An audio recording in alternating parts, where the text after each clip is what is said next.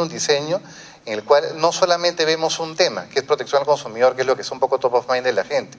Estamos a cargo de 7 temas, de los cuales 4 o 5 son mandatos de la Constitución. Estamos encargados de eliminación de barreras burocráticas, estamos encargados de protección al consumidor, estamos encargados del sistema completo de propiedad intelectual, es decir, de signos, patentes de invención y derechos de autor. Estamos encargados también de la defensa de la libre competencia, es decir, abuso de posición de dominio, concertaciones de precios, etc. Estamos encargados también del sistema de dumping, de subsidios y de combate a las barreras comerciales no arancelarias. También estamos encargados de la represión de la competencia desleal y la publicidad comercial. Y finalmente, también estamos encargados del sistema concursal. Es decir, tenemos 7 tareas en la práctica. 7. Es lo que se conoce en el mundo como una agencia paraguas. Y las agencias paraguas, la ley Indecopi es única en el mundo. Es la agencia paraguas más grande en el mundo. La más cercana podría ser la agencia italiana o la agencia colombiana, pero que manejan solamente 4 mandatos. Eso es para que ustedes puedan apreciar el poder de Indecopi, la potencia del Indecopi, pero también la cantidad de responsabilidades que manejamos y que se vea que no solamente estamos a cargo de 1 o 2 temas, sino que tenemos varios temas en nuestras manos. ¿Cuál es el común denominador entre todos? ¿Por qué 7 temas diferentes bajo un mismo techo? Por un tema muy simple, porque los 7 mandatos buscan el correcto funcionamiento del mercado. Por eso se le da una sola entidad, para que haya coherencia en la política de funcionamiento de mercado. El caso, por ejemplo, más reciente del papel higiénico en Colombia y en Perú, el cartel ni siquiera tenía el nombre de las empresas. Los funcionarios tenían alias y las empresas tenían alias también. Una de las empresas se llamaban Los Pitufos, otra empresa se llamaban Los Amigos, y así cada empresa manejaba un código diferente. Miren al nivel que se ha llegado. Otro dato interesante, en Colombia las computadoras cuando supieron de que iban a ser intervenidos las fondearon en el río, una de las empresas, las fondeó en el río. Para que vean el nivel que se llega a veces de... Es un juego del gato y el ratón. Entonces las agencias de competencia ante este tipo de situaciones promueven la clemencia porque es mucho más simple que alguien venga con las pruebas. ¿Y por qué alguien va a venir con las pruebas? Por algo muy sencillo, porque hay una fórmula matemática prácticamente de costo-beneficio. Si alguien viene primero con pruebas directas del caso, diciendo yo estoy involucrado en un cartel o mi empresa está en un cartel, el señor tal, tal y tal están también involucrados, estos son los correos, estos son los documentos que lo acreditan, esa persona se lleva lo que se llama el primer ticket. Todavía no se le exonera, se le da el primer ticket.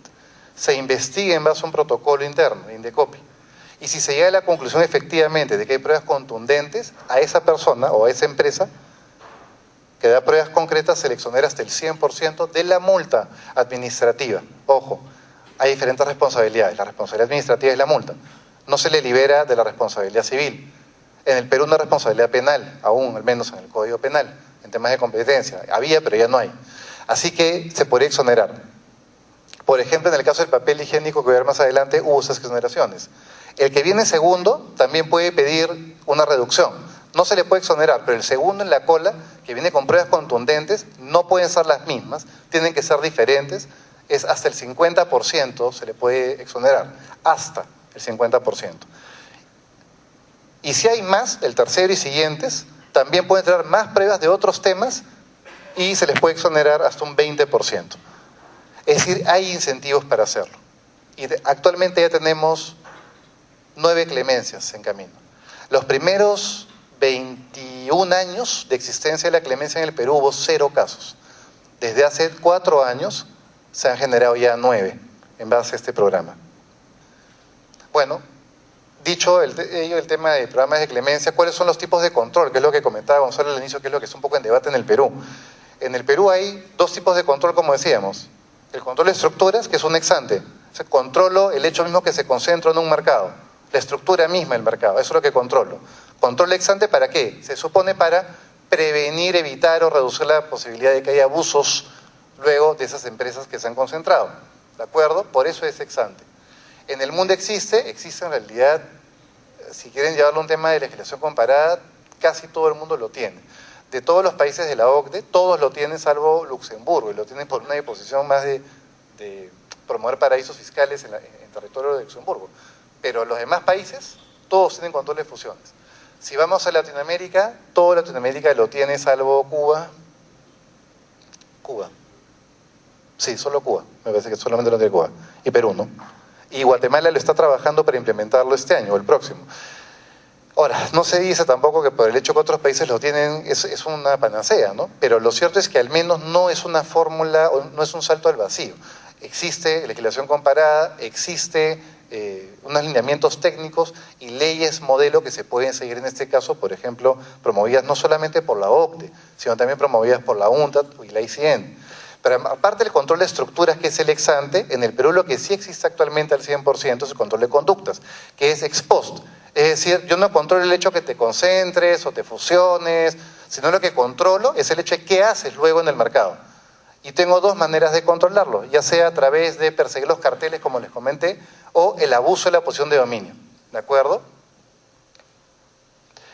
Por lo tanto, un control es preventivo. No ha habido ningún acto anticompetitivo, ¿se dan cuenta? Sino que he tratado de prevenir de que haya más posibilidades que haya actos anticompetitivos. Y el segundo es reactivo. Acá, si hay un acto, recién lo investigo y lo sanciono. Esa es la visión que se tiene. Control de estructuras, control de conductas. ¿Hay control de estructuras en el Perú? Y la respuesta es no, salvo en el sector eléctrico. ¿Por qué solamente el sector eléctrico? Bueno, ese es un tema de los legisladores de los años 90, ¿no? Yo era muy chico todavía para estar involucrado en política, así que no sé qué pasó exactamente, pero solamente ese control eléctrico. ¿Han habido casos de eléctrico en el Perú? Sí, sí han habido. Han habido pocos temas de fusión eléctrica, pero sí han habido. El año pasado hubieron dos. El anteaño hubo 0. El año 2015 hubo 1. El 2014 0. Muy poco. Pero sí han habido casos. ¿Eso quiere decir que la agencia ya conoce perfectamente cómo aplicar el control ex post? No. En realidad la agencia tiene todavía que aprender un poco más. ¿Por qué? Porque solamente hemos estado concentrados en control de fusiones en un sector particular. El día que se apruebe, si se aprueba una ley de control de fusiones en el Perú, va a ser transversal. Es decir, va a abarcar a todos los mercados. Y ahí, evidentemente, las agencias necesitamos una capacitación especial para estar en la posibilidad de atender de manera profesional y técnica el reto. Y hay una sola ley, 26876, pero ese es un tema para abogados. Control de conductas, sí, sí existe, como les decía, y han habido 3 normas. La 701, que ya está derogada, que fue hace 25 años, la 1034, que es la actual, y la 1205, que es la que ha modificado. Pero es un tema de abogados también. Esto se hace 21 años en el Perú. Pero en realidad en la práctica ha habido una gran dispersión y recién con esta nueva ley antibarreras hay una sola norma que concentra el tema. Por eso nosotros hemos considerado que antes de la 1256 la normativa era un Frankenstein. Habían 5 leyes de barreras burocráticas y incluso entre algunas de ellas habían contradicciones. Cada una de las leyes tuvo en promedio entre 3 a 5 modificaciones en el tiempo, con lo cual era muy difícil interpretar e implementar. ¿Qué era lo más sano? Yo no soy partidario de hacer más leyes, a pesar de que soy abogado, pero sí soy partidario de eliminar leyes y de hacer por lo menos una más simple, o sea, simplificar y hacer más simple el lenguaje también para la gente. Hubo una sola ley, y esta nueva ley es un poco una ley mucho más fuerte, más potente, más ordenada.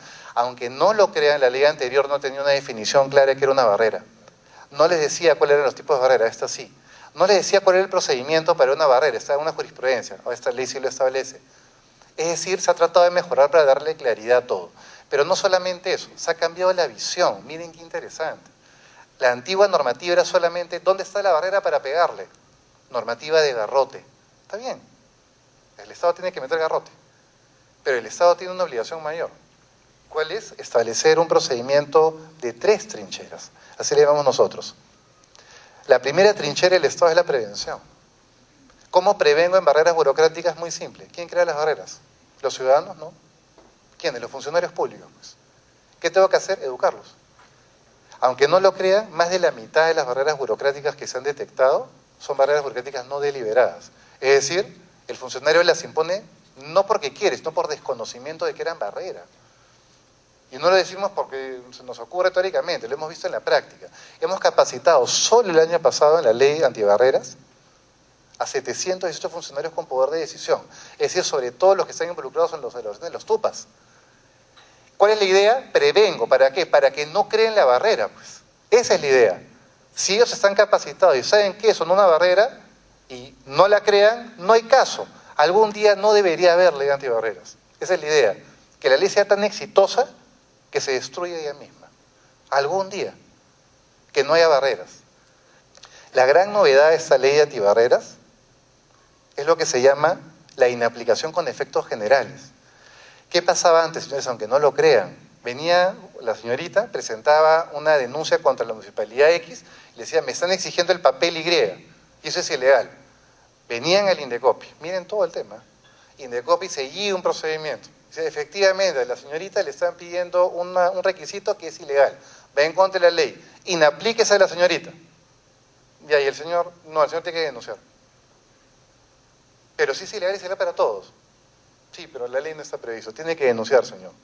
¿Qué hacía la municipalidad? Estratégicamente seguía cobrando el requisito porque sabía que si no lo levantaba y no te dabas cuenta o no tenías tiempo de denunciarla, seguía sacándote plata. ¿Qué se hizo? Se creó una figura que es inaplicación con efecto general.